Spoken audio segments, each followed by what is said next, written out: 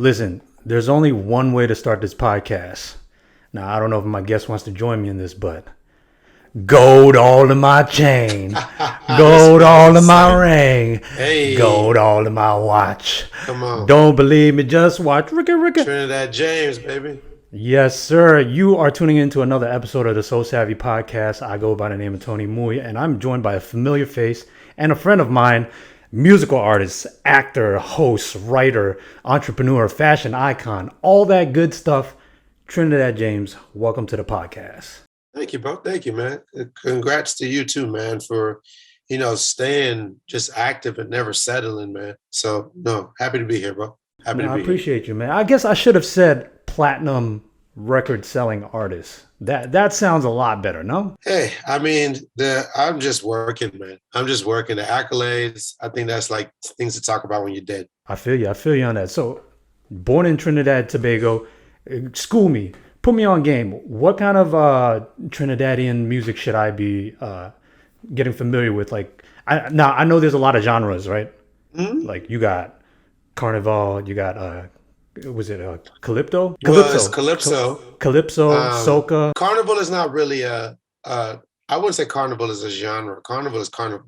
Then Okay, soca more defines what the music you hear during carnival. So soca is like number one. okay, And then calypso is more old school, you know what I'm saying, to be honest with you. That's what okay. like used to be the thing.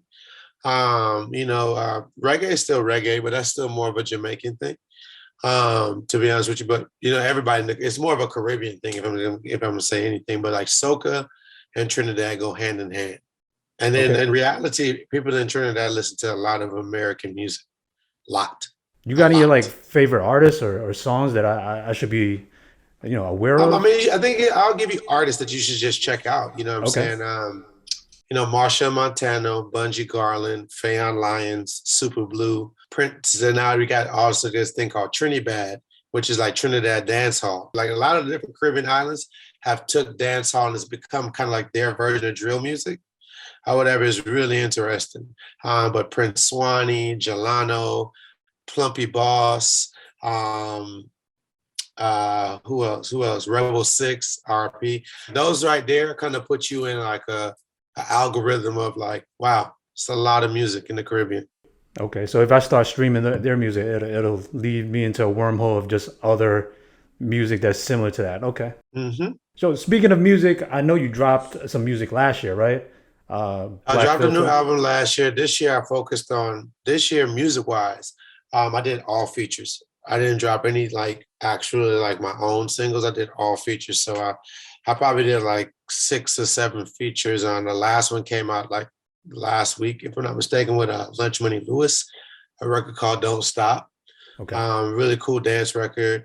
I did a record with Lion Babe, Elijah Blake, Morris Day. Um, who else? My boy De Niro Farrar, and then other features that I did, but they haven't came out yet. No, Raven Justice, that one came out. We haven't did the video yet, should I say. And I just did some couple other features. I got to do one actually when I'm done with you. I So don't just think I it was ever. about features. I was more focused on designing and directing this year.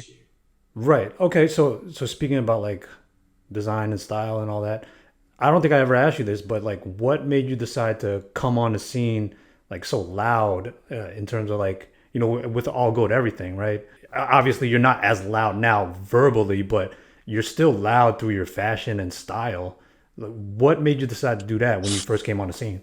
Well, I mean, I think even then in the beginning, 9 years ago, because October 17th of this year marks 9 years I've been in the game. I think that I was just like telling my truth. My outfits spoke louder than per se even me. You know what I'm saying? Is like a lot of times people think of I'll go everything and it just brings the ratchet out of you. But that's just the spirit of music. Like I'm the person talking to you now is the person then. I've always been mild mannered. I've always been like to myself, chill, humble. It's just my outfits are my language. Right. So whether it's a love language or just my how I express myself, it's always been a very out there type of way. And then the music, when it's time to turn up, it's time to turn up. You know what I'm saying? When it's time to give a show, like you can't make a song that brings the turn up out of somebody, and then when you perform it, not turn up. You know, so when it's time to be that character, be that person, then I understand the assignment. But me, the person in general, every day, you know, this is who I am, mild mannered. No, I know we had many conversations in the complex green room and even like the makeup room and stuff like that. Hmm. You told me that I guess a lot of people don't know that you're a ghostwriter too. Yeah, You've yeah. written a lot of songs. Writing has been a thing, especially these last 2 years. That like I've done more writing for others than I've almost did for myself. Care to name drop any, or you want to keep that confidential? I mean, it's the thing about it is like we're in a new day and age, so it's like it's not like I'm writing somebody's whole life and they can't do anything. It's like a stylist. You know what I'm Yeah. saying? Yes, you do have some stylists that does everything for their client, but in reality, most stylists just bring pieces to the dressing room and you pick what you want to wear. That's usually what it is, and that's what I am when it comes to. I'm a musical stylist. I would ever wear. I'm here to remind you of who you are, remind you of your greatness, but also give you a perspective that you might not be thinking about. People hire me for my perspective because Mm, it's usually always a perspective that's different than a traditional writer because I'm not writing like a writer. I'm writing like an artist because I'm already a successful artist. okay. Can you give me your favorite song that you've ghostwritten? It Not doesn't my have to be the favorite, biggest but I'm hit, but very like, proud of Tay Money Dove from Texas. Understand the assignment. That sound like if you're on social media and you hear somebody like, I understand the assignment. Like oh we did wow. that. You know what I'm saying? So like just to see to like really like work with her, see her greatness. You know, we did a bunch of stuff, you know what I'm saying? To see that first one that we put out just take Wow. over the whole world, you know what I'm saying? Like, bro, we got the world in a chokehold with that song. Dog, I You didn't know know what I'm you. saying? Wow, I didn't Yeah, know you had a you hand know in what I'm that. saying? Wow. So it's like that, you know, like I'm proud of all of them, bro, because I care about my clients. You know what I'm saying? Like it's not about me like, oh, I wrote her shit, or I wrote because I only work for women, only work No, I with feel women. you. I feel you. You know what I'm saying? So it's like, nah, it's kind of more of being able to do something because I care about the stature of where female music is. You know what I'm saying? And women in hip hop and women in music in general. And you know, I want to. You know, women have been getting the shitty end of the stick for a while now. You know, and so like to be a person that's like helping girls, like that's why I say like I'm here to remind you that you're great. Put that keep selling. I'm selling confidence. You know what I'm saying? Like I can't. I'm not a woman, so I can't be a woman for you. You know what I'm saying? But I can remind you that you are that bitch. You know what I'm saying? And like you got to Say make sure that. that you deliver the records in that manner or whatever, because I am a hit maker. Or whatever. I'm trying to make hits. Or whatever. I want you to make a hit. Or whatever. A lot of people settle with just making a cool song or making a good song and be happy that they get to like, oh, people rock me. I got a fan base. Like I'm good. No, be fucking great. And that's why I'm here. Reach. Okay. So you're a world-renowned traveler. I would love to know where you are currently right now. Like, are you East Coast, West I'm in LA. Coast? I'm in LA. I'm in LA right now as we speak. I Okay. won't be here tomorrow, but I'm here today. Are you here for important business? I Yeah, assume. I mean, I don't go. A lot of people be like, "Man, you travel so much or whatever." Like, but I only go to places where I'm either getting a bag or making a play to get a bag. You know Mm. what I'm saying? Like, literally, that's the only time I travel, and that just happens to be in numerous places. So I'm always traveling because when we talk about planting the seeds to make a bag, that's faith. You know what I'm saying? And I believe in faith. I truly do. I say that word a lot. You know what I'm saying? I gamble every day. Okay. Still in a meeting. Well, that's a great segue because speaking about LA, you know I have to do the homework, right? Ah, I would love for you to share the reason why you chose to film on the Nipsey Hussle basketball court for this first sneaker collaboration that you got with Saucony. Yeah, for your promo video. Why? Why the Nipsey Hussle court? well, not to be that guy, but I built that court. So, you know what I'm saying? Like, you know, like I helped build that court with my boys at Venice Ball here in LA. Shout out to my boy Nick. He's the one who hit me up like, yo, man, we about to do a court at this black owned school in Crenshaw. He knows what I stand for. And this was, you know, years ago, 3 years ago, probably I would say. I think like 2017 is when we built that court. And so ever since then, we've always kept a relationship where like anytime I could help out the school, I would. Like somebody wanted to do any type of anything with me, I would ever, I would be like, you got to support the school. You got to give them something, whether it's shoes, clothes, something. I would ever, if you want to do something with me. That entailed when it came around for me to do my own brand, Hommewrk. I went to the school. It started with me going to the school because I knew they had a school store. And my background before I ever touched the mic was I was a stylist and I ran a men's boutique in Atlanta, Georgia. So, that's my background is fashion. It's not music or whatever. That's why I'm like, my style is always going to be something that's kept me up, relevant in the community or whatever, or just in the culture or whatever. It's like, if you're not into my music, you definitely into my style, or you like into my shoe game, or you into like my approach, you know what I'm saying? Because, well, it makes sense. That's my background. With that being said, I went to the school when it was time for me to like, have this collab with Saucony. I went to Crete and I had a meeting with the principal and her husband. And, I told them that I got this thing coming out, boom, boom, boom, my shoe, my brand. And, I wanted to take their pop-up store. I wanted to take their school store and turn it into a Hommewrk pop-up store and teach the kids how to run a store. Because not every child will be able to design a sneaker, but you can learn how a store works, because doing every job there was to do in the boutique, it taught me to be communicative with people and how to talk to people and how to understand people's attitudes. Styling somebody, it makes you do your homework, hence the name of the brand. I'm always paying attention when people even don't think I'm paying attention, so that I can understand what I'm trying to accomplish. So they loved my initiative, loved what I wanted to do. And they in turn was like, well, why don't you do over our school uniforms? And so I was like, wow, let's go for it. And then it kind of just implanted in me. It's like, you know what? Especially when I was able to accomplish it. So I did over Crete Academy's uniform this year.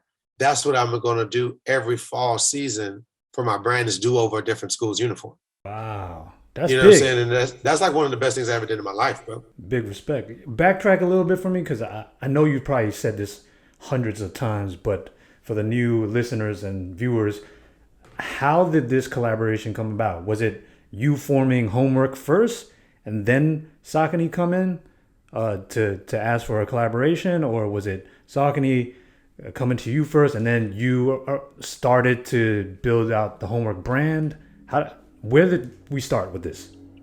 2018, I wore a pair of Jazz, and I always post my shoe pics on with the little rotating camera on Instagram.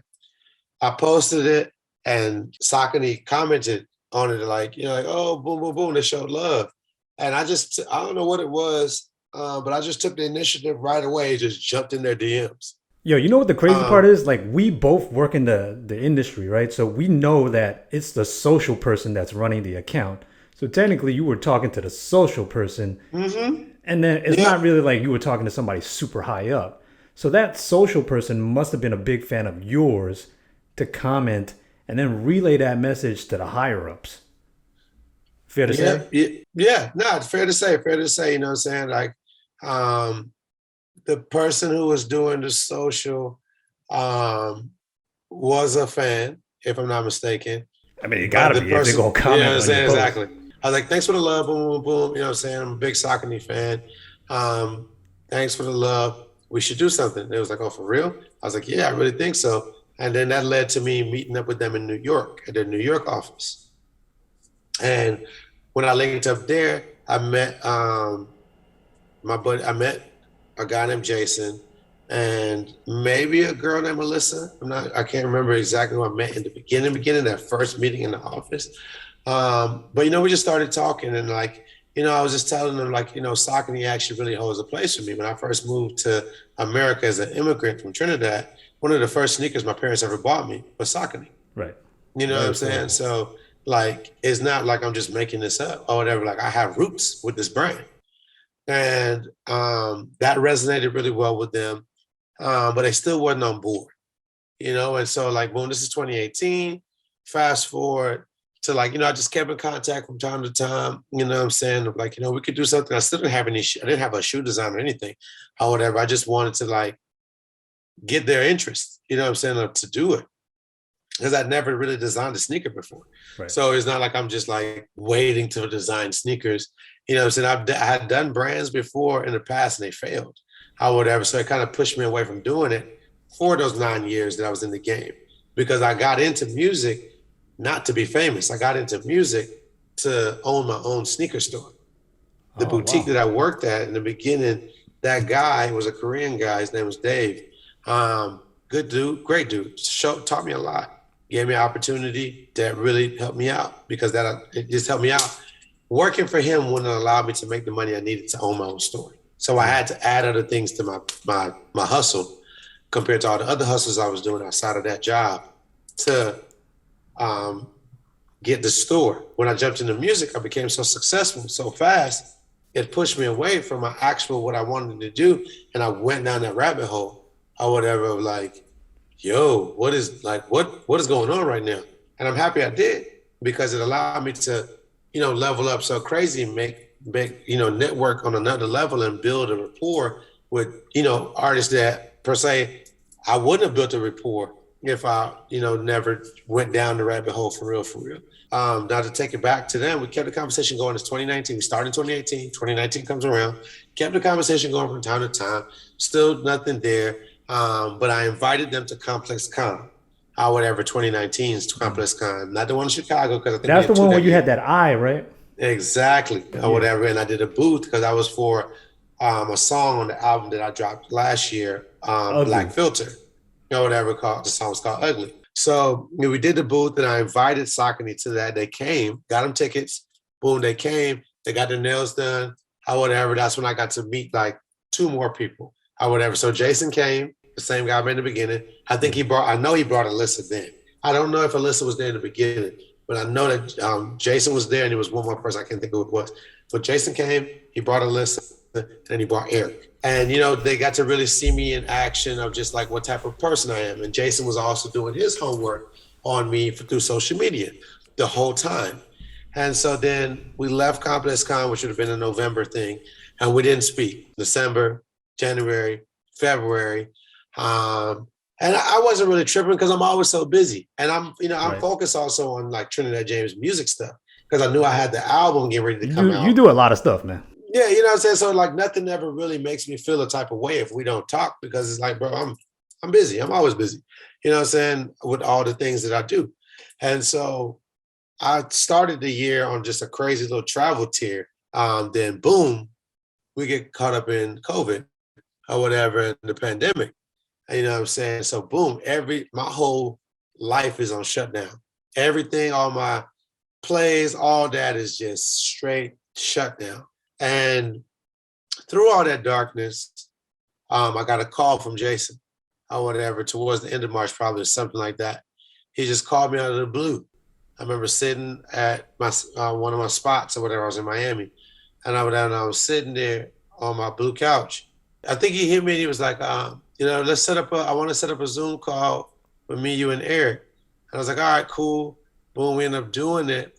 And he was like, hey, man, I want to know if you're still interested in doing the shoot. Now I done moved up. I'm the head of collabs now. Or whatever. He wasn't the head of collabs at the time when we first talked in 2018. Or whatever. Like, I forgot what he was, but he wasn't like up there like that. So now he's a shot caller at this point. Now he's a shot caller, and he wanted to partner with people who were like really doing something in the culture. And he, from him doing his homework and like, he really believed in me being one of those people. And he was like, do you want to do the shoe still? And I was like, yes, let's do it. Yeah. Come on. You know what I'm saying? I still didn't have a design or anything or whatever, you know what I'm saying? And right then and there, I just locked in. I hit up my girl in LA, where I'm at now, actually. She's Trinidadian also. And she'd helped me with so many projects or whatever. And I knew her skill capability. And, we just got to it or whatever. And I just got to, reading books, One of the first books I read was the Gucci book. Like just this big Gucci book I had for a while because I've been collecting books, like just different fashion books, but never really read them. I just looked at the pictures for inspiration from time to time. So boom, you know, reading books, the Soul Collector magazine, the Air Force One edition from back in the day. I had to source that. I reached out to Clark Kent, Nick DePaula, however, to get the magazine. She bought me Asha, referring to Asha Paula's name, my creative director. She bought me a book of just straight down the barrel, how to make shoes. Mm. You know what I'm saying? I literally picked up every shoe that was in my particular place in Miami, like looked at it because I have all my shoes like laid out.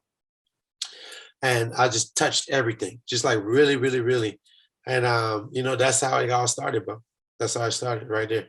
By the way, shout out to the Complex Sneakers podcast. I thoroughly enjoyed that listen. You kind of told this the went in more Couple in things. depth over there. So I encourage everyone to go check that podcast out. I will Facts. say it kind of reminds me of what you said on that podcast with your interaction with Virgil Abloh when he kind of said keep it simple, right? And you know, I feel like this is an embodiment of that message, right? You kind of kept it simple, but also it's very intricate at the same time with a lot of the different materials, just the placement of the materials. So kudos to you on that. I do want to speak about Virgil just a little bit. So I know Virgil had like a ton of sneakers that he designed that were slated to come out. I'm curious of your opinion, right? Before he passed, he had like I don't know. There were rumors of like the mid Air Force Ones, the Blazer Lows, even like the canary yellow Air Jordan Ones, and the Bread Fours. Like, what do you think Nike should do with those supposedly those shoes that were supposed to come out? I think the my 2 cents, and you know, this is what I think. I think the ones that he showed that we were able to see while he was alive, Mm, like the mids, like the canaries, the ones you named, those should come out. But the ones that we never seen, I think that they should just be in a museum, and they should build a museum for those or whatever, so it'll keep it special. Because nobody at Nike can do it like Virgil right. or could Facts. understand the rollout like nobody can. So like nobody could think like him or how he would have wanted to do it or who he would have wanted to to wear the shoes first. You know what I'm saying? He's a very particular guy, how whatever. And he did, and the reason why it worked so well is because of him controlling the ball. You know what I'm saying? But I think the ones that he showed, I think that those should come out. It should be a select number, something that's like appropriate to him. You know, so referring to the mids, the canaries, the fours that he showed, like all the ones that he showed while he was alive, those should come out. But anyone that we didn't see, I think that those should just be in a museum. I agree with that. I agree with that. I think it's safe to say that we both benefited from the Complex platform. Have you had time to kind of like look back and reflect on your journey with Complex? Because I feel like before Complex, you were kind of like I mean, you still are on the independent grind, but it's almost like with Complex's backing and for those who don't know, Soul Collector is a owned and operated company by Complex. I feel like they kind of really like put you out there even more consistent. Now you got like a consistent platform to like showcase your work and your personality and style and all that stuff. You ever get time to reflect on your journey with Complex?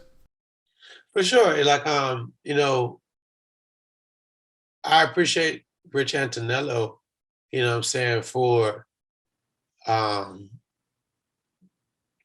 being one of the key people in the beginning that like was a part of me getting into Complex or whatever. Like when I showed up, he showed up. You know what I'm saying? And he really embraced me and he always has. Like we had dinner after Complex Con this year when I sold out of the shoe on a Saturday, the first day. And like, you know, he was just really proud of me. You know what I'm saying? And like he really understands the way that I think and my drive and like working hard. He comes from that background of working hard. You know, he wouldn't be as successful as he is if it wasn't for working hard and not complaining or bitching or whatever, you know, since doing what you got to do. So, you know, I will always appreciate Rich, you know what I'm saying, for opening his door to me. Okay. So you're currently, this is season 11 of Full Size Run. You've been with them for 10 seasons. Basically. Speaking 10, right? Yeah, so I came in season 2, so yeah. Right. So speaking of Rich, before you hopped on, there was a gentleman by the name of Rich Mays Lopez, which Yeah, Rich I don't Man. I don't know if like I don't know if like Welty and Dunn like because they have this running joke of not liking him. Uh, I don't know if that's true. I feel like they're still cordial to each other when they see each other off camera and stuff like that. yeah. I don't know if people really know the story of you how you got on to Full Size Run.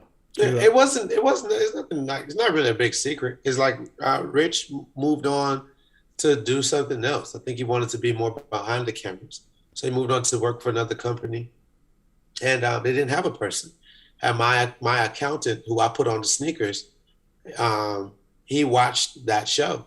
After I did it, I did the show as a guest, yeah, and then with Rich May on there, or whatever. And then when I left, like right not too long after he left, or whatever. When I not when I left, but when I wasn't on the show anymore, yeah. I did my episode and I was gone, or whatever. He left, and my accountant kept watching the show, and he was like, "Yo, that dude left, or whatever. They need a person. You should try and be on the show, or whatever." And I didn't really see what he was coming from at first. I was like, there ain't no money in that. Like, why would I do that for? I don't need that money. You know what I'm saying? Like, it don't, you know what I'm saying? I'm about getting it back. You know what I'm saying? Like, I feel you. being honest with you. You know what I'm saying? And he was like, nah. He was like, you should do it or whatever. You know what I'm saying? And then it clicked in my head, like, maybe I should try it out or whatever. And I went. I reached out to Welty because Welty's the person I reached out to in the beginning or whatever. And he was like, for real? You know what I'm saying? Like anytime I ever say something, I want to do something to somebody that's not rap, they always be surprised. You know what I'm saying? So he set it up or whatever. I think he spoke to whoever was the producer then. I think he spoke to, who are all the people or Right. whatever, you know what I'm saying? And we set up a meeting. I flew out there on my own dime to New York, went to Complex, you know what I'm saying? And met with Rich, Nell at the time, or whatever, maybe Damien, Welty. And, like that's why I rock with Rich. You know what I'm saying? He's not really a man of many words, but his words count or whatever. Like he's like myself. He's like, I'm not really like, especially when we're talking business, it's like, bro, this is what it is, or this is what it ain't. Right. You know what I'm saying? He was like, if you want to do this, you got it. Straight shooter. Yeah, I get you. You know what I'm saying? And I was like, he was like, we'll work with your schedule. Boom, boom, boom, boom. You know what I'm saying? We'll work out some numbers. Boom, boom, boom, boom. Wait, so You know you what I'm didn't saying? even audition? They just offered you it? It's not really nothing to audition with for, you know what I'm saying? Like you Say got to that. see, you know what I'm saying? Like they didn't audition. You know what I'm saying? Like Welty and Brendan didn't really audition. It was Brendan's show first. It was Brendan's show first. Brendan Yeah. was the first person that started it. You know, it's like you turn in a pilot, you know what I'm saying, per se, but it's kind of like more of when it comes to like Complex, and I appreciate them for it. It's not like you're auditioning for a movie script, where, you know what I'm saying, or a movie thing or whatever. It's like if you have an idea and you present it the right way, they will listen or whatever. And if they see a thing in it, they will support you or whatever, you know what I'm saying? And it just worked out that way, man. You know what I'm saying? Like the energy that show is about, that show is for people who know sneakers. Fact. And, I had already done Cam James. Yeah. You know what I'm saying? Like, I did it. So it's like, I don't have to audition. The Cam James, I got 26 episodes. It's still online right now. I already auditioned for any damn sit down sneaker thing that anybody wants to talk about, bro. You're not going to out talk me in sneakers. You know what I'm saying? We're going to have a level headed conversation. You know what I'm saying? Because I've dedicated my whole damn life to sneakers. You know what I'm saying? So it's like, it's bread and butter for me. Yeah, you're not new to this. You're true to this. I get it. Okay, speaking about movies, great segue. Yo, when I was there, right, you made an incredible cameo on Uncut Gems. Fantastic movie. It kind of like stole what I forgot what year it dropped. Maybe like 2019 or something like that. Yeah, great movie. Got a lot of buzz. But there's also another movie that you were in before that, Pitch Perfect. I gotta ask about that, man. It's because on Uncut Gem you played yourself, but on Pitch Yeah. Perfect you kind of played a character. Correct. I gotta ask, man, because like I had to rewatch Pitch Perfect leading up to this, and take me behind the scenes. Take the viewers behind the scenes. They put an audio dub over that, right? When they're actually acting in the scene, how do they actually sound? No, they had to They can sing it. sing. Yeah, you have to sing it. Like you have to sing it. Like shout out to my buddy Harvey Mason. He's done the musical soundtracks for tons of great movies, bro. Or whatever. But he's also like on the board for the Grammys now too and everything. He's like a big deal. But you know, because I had to learn it too. Or whatever. Like you go to the studio, you know what I'm saying, and they pitch you the song and you sing the song. So like what you heard me doing, that's me singing the song. What you hear Rebel Wilson or all the other girls, Anna Kendrick. Yeah, You Anna know what I'm saying? Kendrick got Like, some pipes. She nice you with know what I'm it. saying? Like that's them doing their thing. Wait, so how does it work? You did the scene first, and then you did the voiceover dubs afterwards. No. You do the music first, and then you perform it, and then they attach it. Yeah. So do they play it on a loudspeaker during the scene? Um, they play the Because you gotta beats. like keep your lips in sync with the Yeah, they, music, they right? play they play the beat or whatever. But that's why you study your music and you study your script, so like you know it. You know what I'm saying? But the music is always easy. They sync it up perfectly. Okay. Okay. Yeah. But you Just a have to little. perform it though in the studio Right. or Just whatever, like to order for it to transfer over to the screen. a little movie magic for the people who are listening and watching. Super That's fun. Super, I, super I fun. love that stuff, man. I love the behind the scenes stuff. So speaking about movies, you got any like projects like in terms of movies or shows that you shot and are coming out? What's it go? We're just working on our own movie right now. Me and some kids out of New York. Mm. We literally had a script conversation this morning with a company before I got on this call with you. That's kind of just like one of the biggest things on the top of my when it per se charts. Should I say when it comes to movies? Really, really, really dope. But it's a process, especially when you're doing it, For your sure. own thing So I or want to whatever. ask, like, you got the Complex platform, right? What do you want from that? Like, do you want more movies? Because I feel like that's a great way to be seen, right? Complex has a huge platform. You're doing Yeah, FSR for so many seasons. yeah. I think that the future of me and Complex is interesting. You know what I'm saying? There's not really much I can speak on at this very moment. Oh, You know what I'm saying? But it's definitely very, very interesting, I would say. all right. I'm gonna leave it as that, man. We gotta keep the listeners and viewers in suspense. So let me bring it back full circle, back to this shoe. Boom. I know on the Complex Sneakers podcast, you mentioned that there's another shoe that will be dropping, but a little more Boom. exclusive. Here we go. Talk to me about that. So it's I didn't the beauty of it is what I've learned from my experience in the game is that it's not how you start, and it's definitely not about a cliche how you finish. It's more about how consistent you stay in between both. That's what I wanted to have with this brand. That's why I went and did a brand at the same time that I was dropping the shoe or whatever. So it would be more than just like, oh, you dropped the shoe, that was cool, and it's done. Because I mean, I have a good problem when my shoes sold out. You know what I'm saying? But now I didn't have no shoes to sell, but I still have my clothes to sell and stuff like Right. that.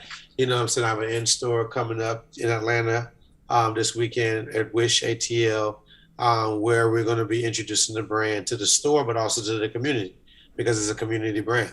Right. You know what I'm saying? I wanted to bring back that old streetwear feel where things felt like streetwear. But the quality is great quality, but the prices are like affordable for actual people in the community. Mm-hmm. Where it's not like $700 t-shirts and $1,000 cardigans, which I'm not Right. against that. I buy those things too, or whatever, but that's not streetwear to me. You know what I'm saying? That's what new streetwear is. I just want to bring back that feel for that person where it's like, this is a brand that you can afford, but I'm not cheating you on the qualities. That's a Right. $100 shoe you bought there, but those qualities that could have been $160, and Yeah. people would have bought it. Right. You know what I'm saying? Like this great leather, great mesh.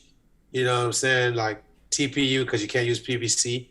You know what I'm saying? Like everything about that shoe is high quality level or whatever. You know what I'm saying? But we made it affordable. and that's what my brand is. That's the Trinidad Huh? inspired shoe, So right? this is the steel pans. These are called the steel pans. Steel pan behind the tongue. Yep. This is an instrument that's played in Trinidad and the Caribbean. But growing up, like every shoe, like the flower on the back of your shoe, Yep. that is the hibiscus flower, the tropical hibiscus flower, Yep. which in Trinidad we make gold pieces out of that particular flower to give to women in our family. But also the color of the shoe, that's the roselle hibiscus, that represents sorrel, which is my favorite drink to drink, which can be made out of hibiscus too. And so like once again to talk about the reason I brought up the consistency thing, is that with my brand, like we dropping twice a year, spring, summer, fall, winter again. And so boom, we're gonna drop the next color, which would be black. And this shoe is crazy, man. Like that, the red one is crazy, and it's the first. So Yep. it's like, whatever. But like these blacks are insane. It's Triple glow. you know what I'm saying? Like Triple this has never glow. been done. This has Yep. never been done. Mm. Mm. Never been done. Okay. Never. And am I clear to say that those are only dropping in Trinidad? No. These are No. not. These are So, gonna. so This, is gonna- what, this can is people get a hold this is of going to those? be this is going to be global. The pair that I'm going to be Trinidad is a pair people haven't really saw yet. How whatever, you know what I'm saying. So that's going to be later on in the summer. Got you. Okay. Just so I'm corrected. Okay. Well, Mm-hmm. Trinidad, I really appreciate your time. I won't take up any more of it. Where can people check out some of your product, work, all that good jazz? Like, just plug away, man. Yeah, definitely, man. To make it easier on yourself, you probably should go to my Instagram, which is Trinidad James GG, and then click the link in my bio, my link tree, and it'll take you to all my websites. Mm-hmm. You know what I'm saying? That's the best way to do it. I'm gonna keep it there or whatever. You go to my Instagram, go to Trinidad James GG. Don't forget the GG. Click the link in my bio. That will take you to all my websites. Check out our brand initiative, our brand mantra. Do your homework. Check out our muse, Janelle Penny Commission. That's what we based all the pieces off of. What I'm saying? The shoes are dedicated to Trinidad, where I was born. And really get into the brand so you can see the intention. Okay. And make sure you rewatch the movies Pitch Perfect and Uncut Gems. Okay, Jim. Oh, get Check those out royalty Aladdin checks, too. all that good I did the stuff. soundtrack for Aladdin. Yeah. You know what I'm saying? So Oh, do that. You know what I'm saying? I'm forgetting movies now, so I ain't even gonna say it because I don't want to be that guy. yeah. All right, but yeah, have fun. Yeah. Well, Trinidad James, thank you once again, man. That is another episode of the Soul Savvy podcast. And yeah, we'll catch you guys next time. Peace. Peace.